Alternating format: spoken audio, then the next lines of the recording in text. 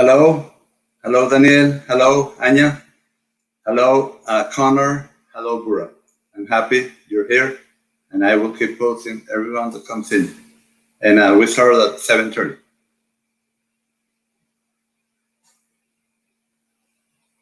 Can you hear me well? Is there an echo? Can you hear me better here? I think so.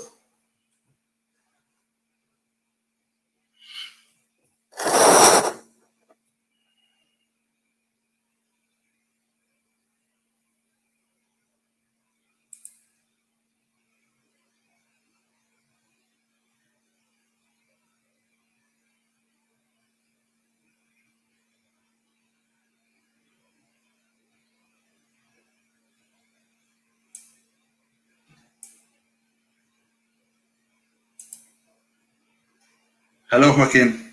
I hope it's not too late for you.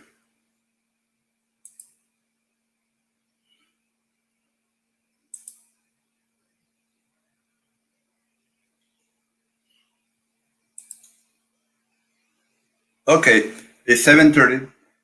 Um, I'm very happy you all are here. I'm happy you had the time and you took the time to attend this live, Facebook Live. Wait a minute. Um,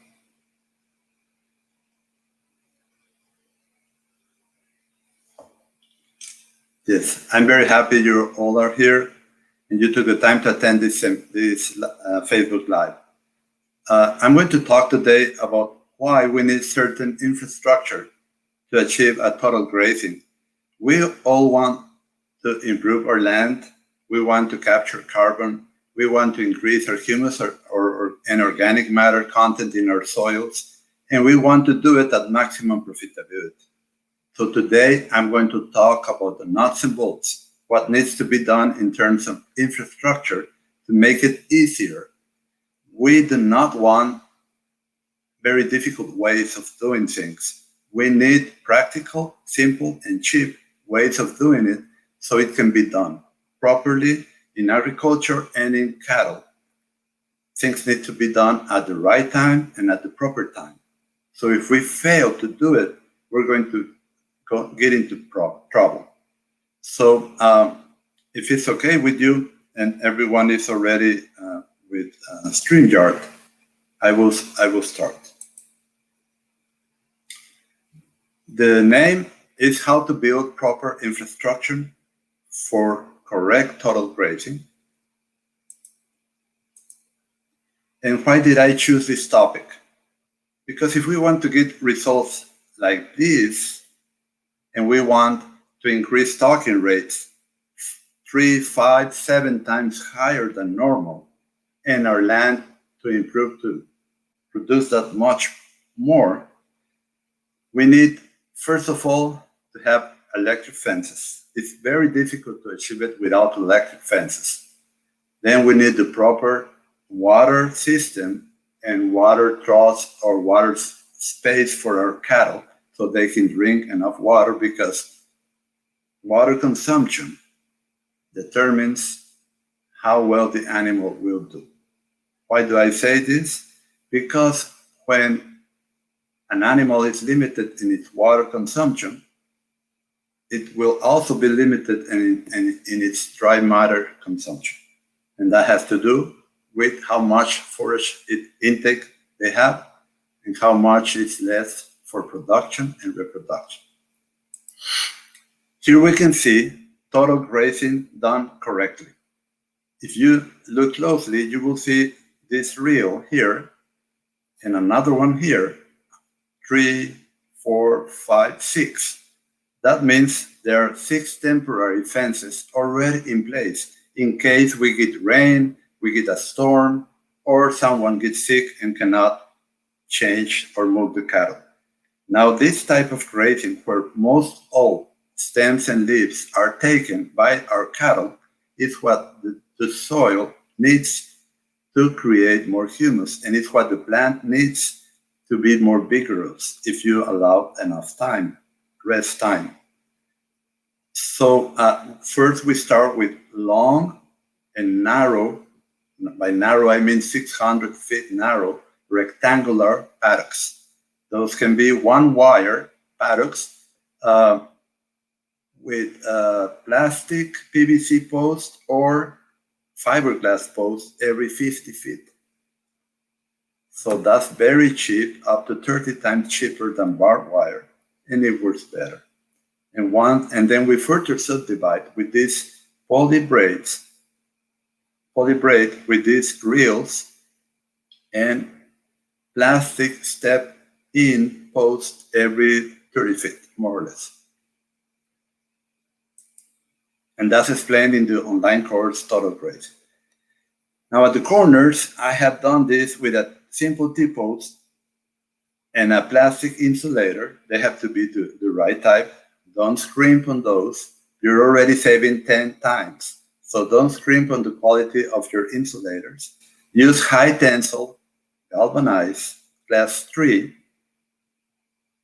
wire to 12.5 gauge.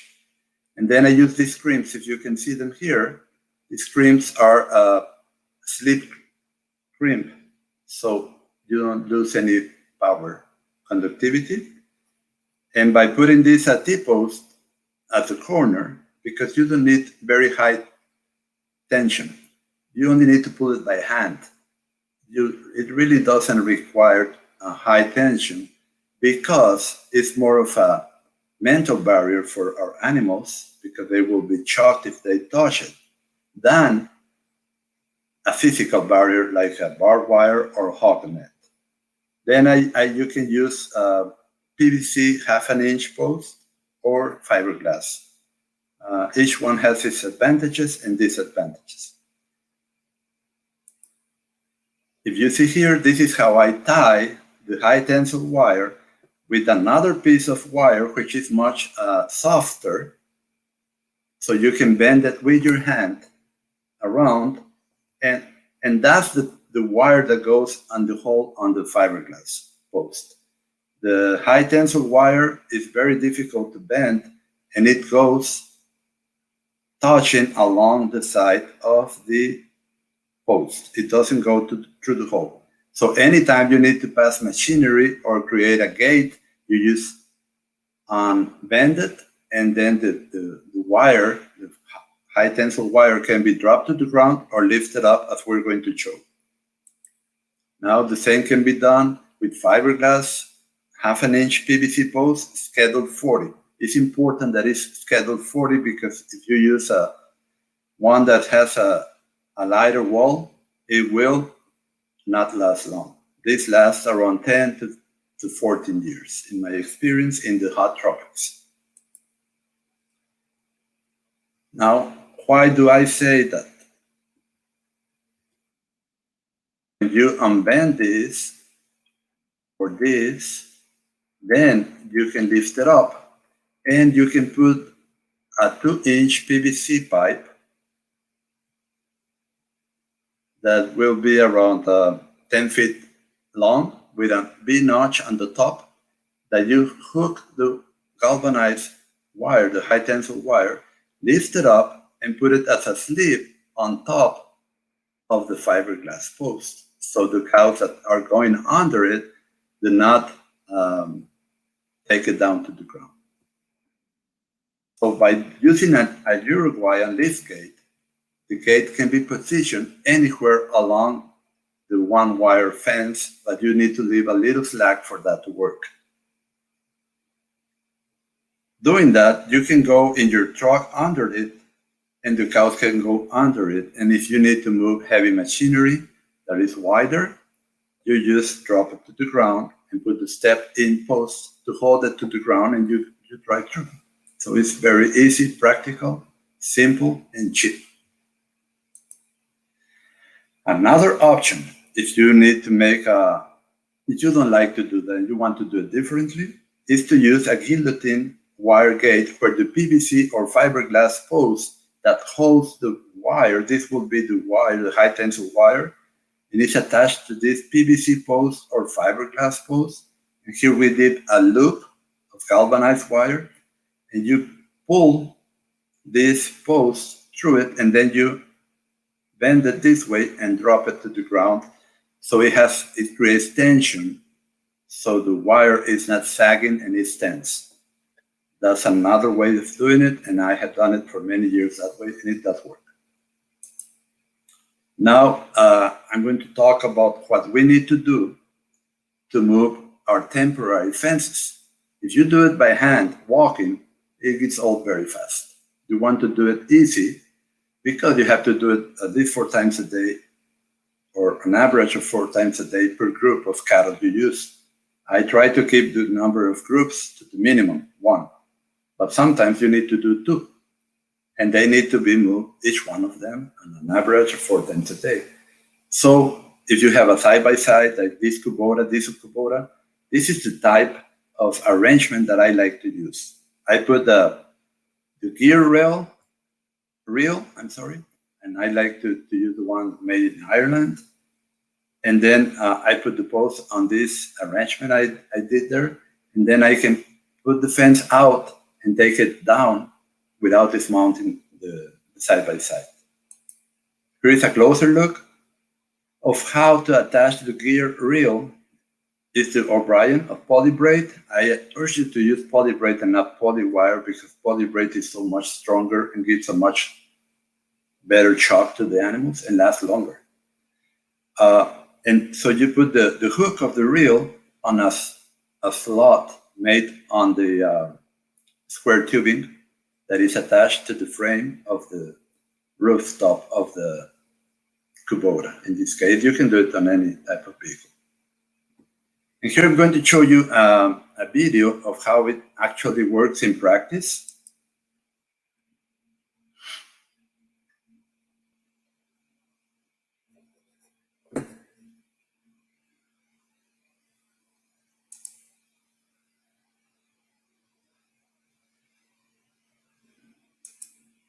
That's me. I am putting out the reel. As you can see, there is letting out the poly braid. It's hanging, and I just put a post every 30 feet more or less. You get very good at it after you do it many times. Now, I usually do it from Monday to Friday. Saturday, I give them 2 breaks, and then they give them a larger break for Sunday, because I prefer not to go and work on Sunday. But it depends on what you want to do. You lose a little efficiency that way, but you gain time, quality time to spend with your family or do other things.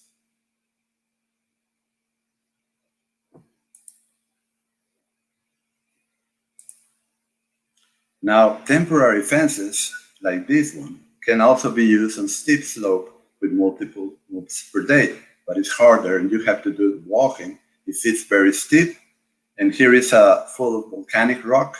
This is in Chihuahua State, but they were doing it and they were having very good results. They are having very good results. So it can be done. You just need more willpower to do it, like in Idaho. I have a friend that does it there, and he really works for that, and it's admirable. But it can be done.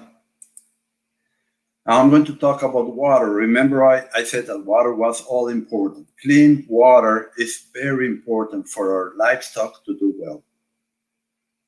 As we can see, this is a very good water trough. It has cement all around it. This is for high rainfall environments where we can get up to 20 inches in a day or two on a hurricane season. The roof is to keep the water cool because it gets very hot and to prevent algae growing there. And here we have the bulb assembly that I'm going to show you next.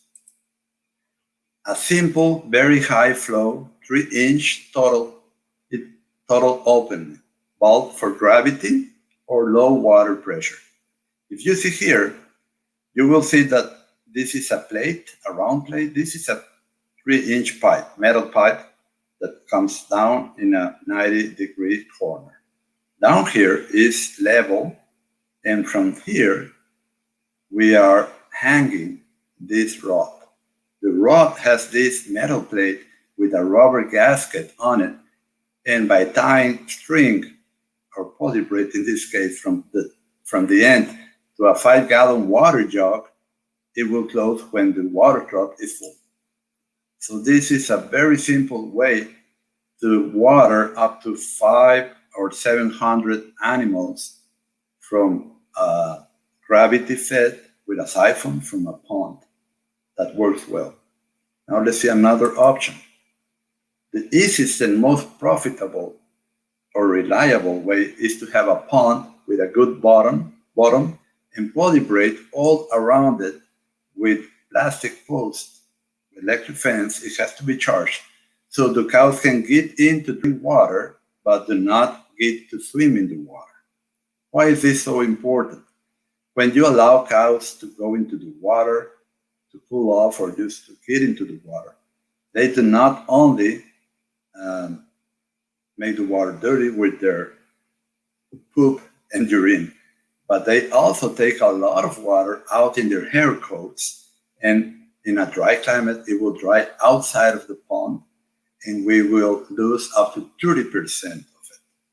That means that if you put the wire around it, you can get 30% more cow days out of a given amount of water. The best way is to be able to refill these water ponds for our cows in advance of when they are going to get there by having a network of pipe.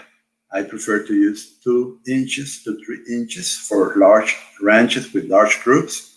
And then the pump is running day and night, and you don't have to worry about anything because once the cows get there, the pond will be full, and then you can divert the water by valves to the next pond. And you don't have to worry about anything on the weekend because the water is there. It will not go anywhere. When you have a pressurized system, they usually fail on the weekends or when you want to have time for yourself. So I advise you to do something of this sort. If you need to feed minimum supplement, like protein supplement that is required to maintain rumen function when the grass is very low in protein, this is a system that has worked for me. I make little trains of 13 of these half plastic drums that are 55-gallon drums cut in half lengthwise. And I tow them with a rope at the end. I put 4 to 6 of these together on the sides of the Kubota, 2 on the middle, and 2 on each side. I can tow 6, and I move them around. And then I can feed it there if I need to feed something like cottonseed meal or soybean meal or whatever. If you are going to feed alfalfa hay, then you don't need this, but it's just another way to maintain labor low. If you see the cows there, they are waiting for us to open that lane so they can get in to eat their share of protein. If you don't have enough bunk space, some animals will consume double what they need and others will go hungry. That's not good for any of them. They need exactly the right amount. Now we can see those same cows doing total grazing in Katy, Texas in the winter, January, on very low protein, low quality Bermuda grass that's been stockpiled since the summer.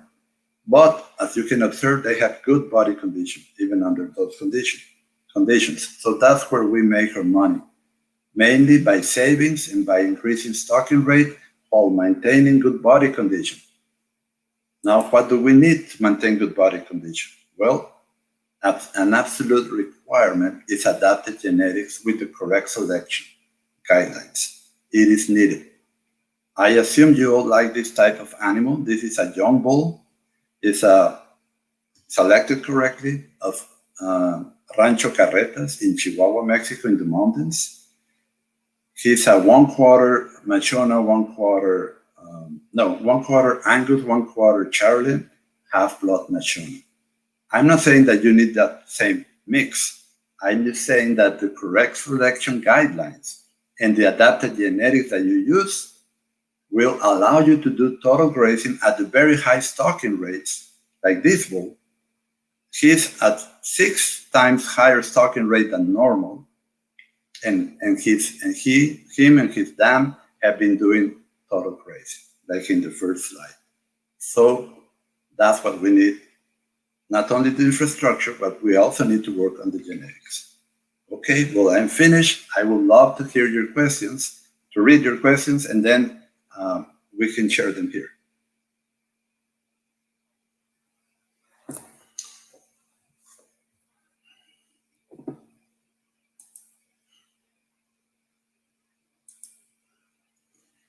Hola, hola, Meme.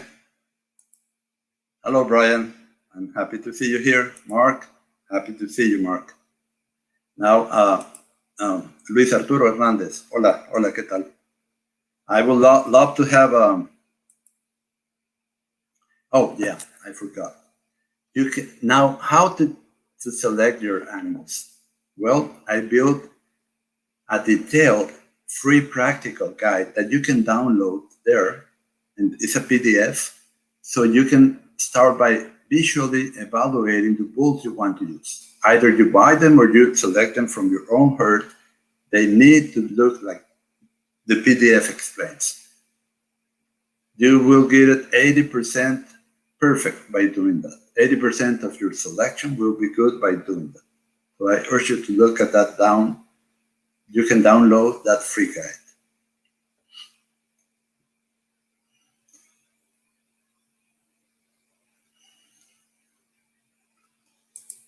A Miguel Ángel, hola. A Marcos, ¿qué tal? Philip, mucho gusto. Well, and I would like to answer questions.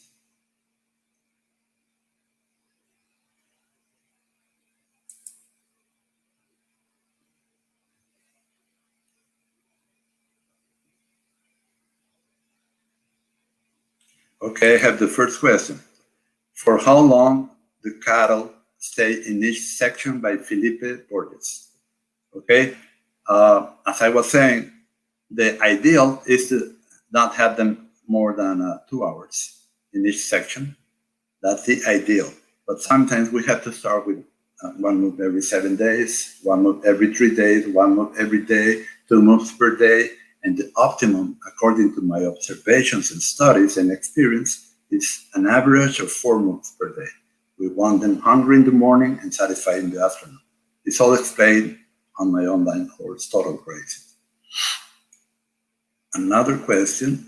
Hola, have you tried implementing trees around the water systems, river ponds, etc., to help cool the water and lessen evaporation?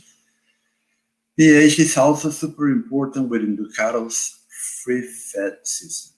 Okay, yes, I do. In my own ranch, I do have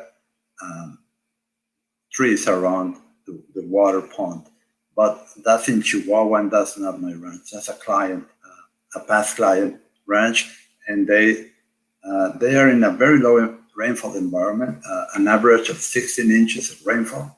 Last year, they had very little rainfall, and sometimes it's hard to establish trees. But as the humus increases and holds more water, they will be able to do that. Yes, that's a good idea. Thank you. And the pH, super important. Free feed system. I don't understand that question. If you could please clarify what is a free feed system, so I can give you better answer. Okay. Connor English. Jaime. Why do you like to measure alleyways? Do you feel it is beneficial to have alleyways every half mile or longer distances? Okay, I don't want them wider than 30 feet because then they wander around, and I want them to go straight to water, drink water, and come back to the paddock because we need the nutrients, that means the urine and manure, to stay in the paddock where they have just finished grazing. That's very important. Good question. Now, alleys every half a mile. That's a good idea, but I have used them up to 2 kilometers, 1/1 mile, and I have had good results. So it depends on your environment. Maybe in some environments with more mud, that's more important. Then I agree. Saint Snyder. Hello, sir. Okay, how many joules are needed for the cows to get a good chalk in rocky, dry soil? Okay, the secret there is not the joules. The secret is to have the energizer close to the cows and with a good ground system. And the rounding rods have to be moist. So what we have done in this very dry environment, let me show you. Oh yeah, I forgot. This is in this very dry environment, like here, we move the energizer with the cattle. So they are close to the energizer, and then the signal or the earth return system is faster, and the cattle get a greater shock. By doing that, moving the energizer with the group of cows, you only have one group to deal with, you get a much better results in them not getting out. So we have been having good results with 6 to 9 joules. I use 6 joules on dry sandy soil, but I put the energizer in the paddock where the cows are. So I would use one rounding station every 200 acres. That may answer your question better. Okay, next question. Do they gain how many kilos per day? Which ones? The cows or the bulls? It depends. As you know, I'm also a dairy nutritionist. So the daily gain of weight will depend on the relative intake of the animal. So more importantly than how many pounds or how many grams an animal gains, it's how many grams or kilos or pounds of weaned calf we sell per ranch per year. That's where the money comes from.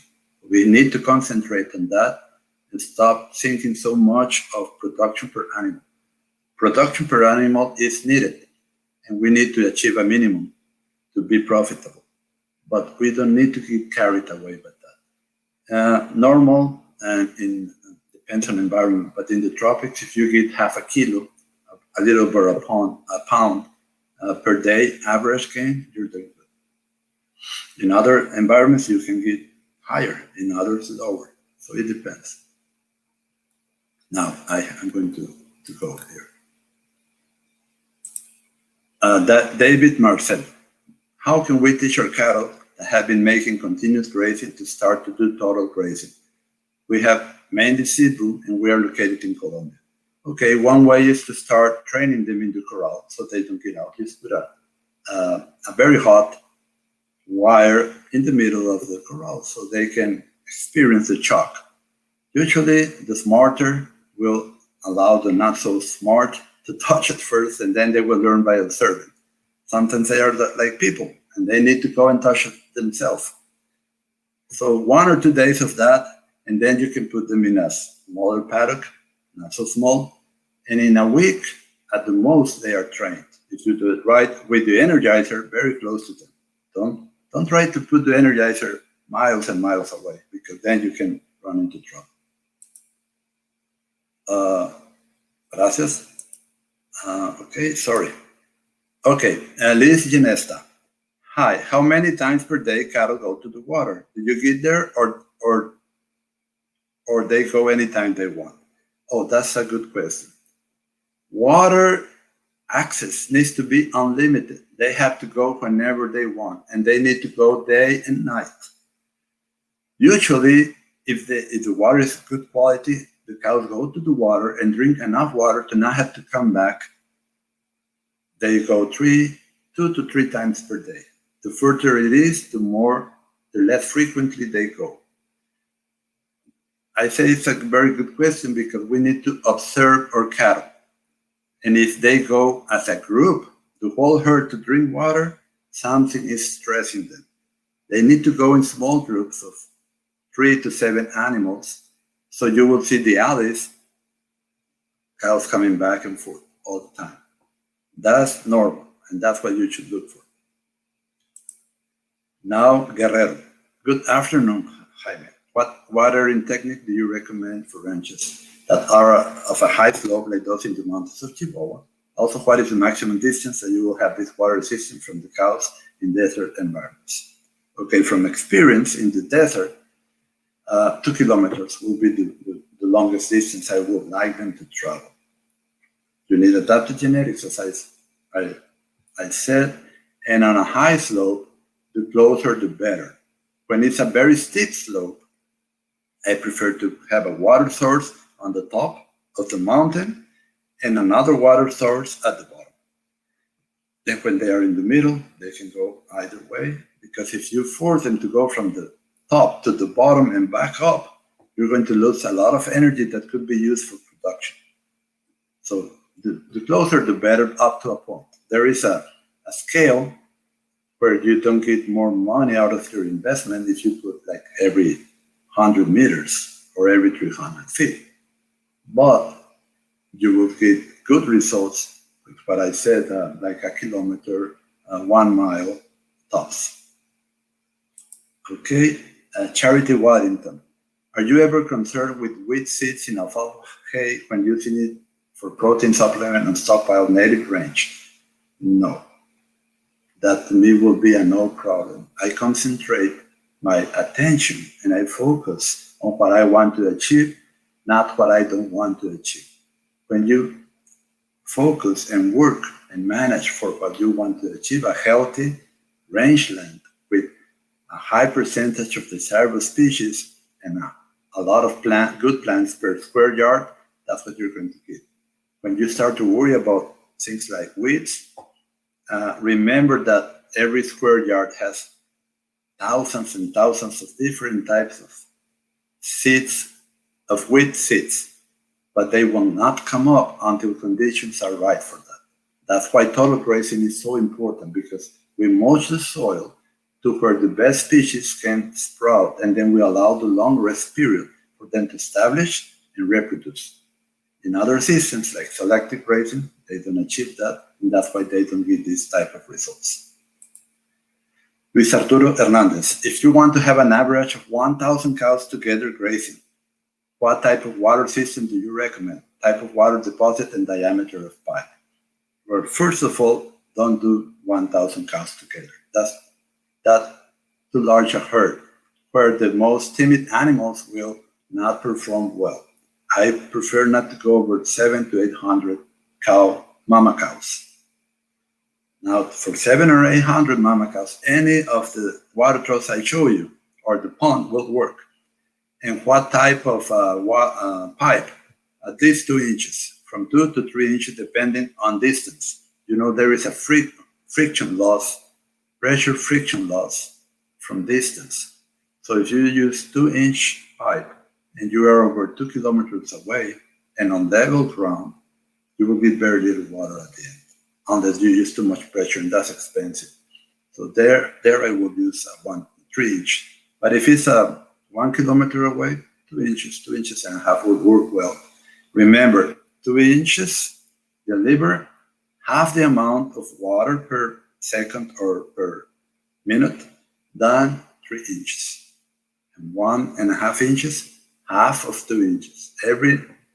Every measurement up or down helps. Kelsey Mitchell. When using a small tank on a herd of 100 cows, do you ever see issues with calves not getting water due to bullying? Water tank is always within 1,300 feet of herd. No, I haven't had any trouble with that. I have used for many years on my own ranch, half plastic drum, 55-gallon drums cut in half. And 1 or 2 of those, I would use 2 if your calves have trouble, but it's mostly not from bullying, but from them not being tall enough to access the water. So I would put another one shorter for the calves besides the one for the cows. And that's it. No more questions. If there are more questions, now is the time. Let me check to see if there is anything else.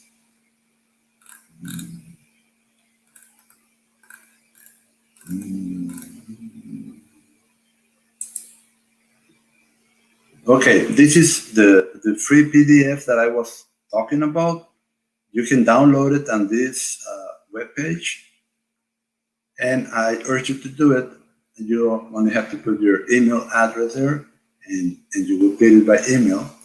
And with that, you can see how selection is done in nature and why it's so important to follow nature and not contradict nature. nature. I'm sorry. I'm having another question here. Oh yeah, are free choice minerals available in Mexico? No, they're not available now. David Marshall, thank you, David. They're not available at the time. I hope in the future we need to do some doing there because we have been we're working on this on the online courses, which is very important because as you see, the type of animal will determine if that animal will survive or die in a drought. And then you spend a lot of money, and then it's a matter of you making a profit or losing money in a drought. So that's also another very important part.